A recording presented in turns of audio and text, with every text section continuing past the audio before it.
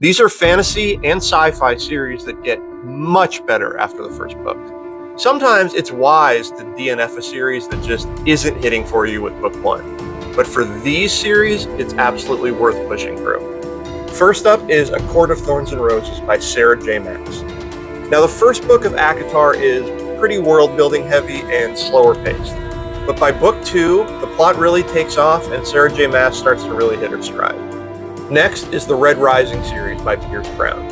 Now, I enjoyed the first book of this series, Red Rising, but Pierce Brown's writing quality really took a step forward with Golden Sun, the second book.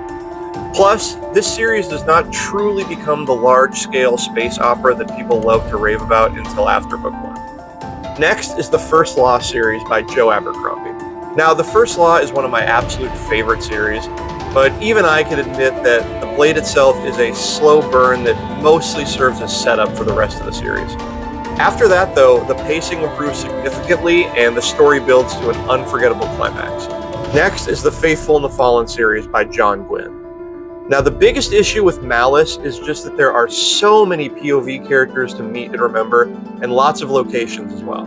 But once the story really gets moving, the action, the emotional stakes, and the payoffs just keep climbing with each book. And last but not least is the Wheel of Time series by Robert Jordan and Brandon Sanderson. Now, don't get me wrong, The Wheel of Time is a very up and down series, and the first book, The Eye of the World, is far from the only slow part of it. That said, the real high points of the series, of which there are many, don't really start arriving until after book one. All right, so what series did I miss? Let me know in the comments.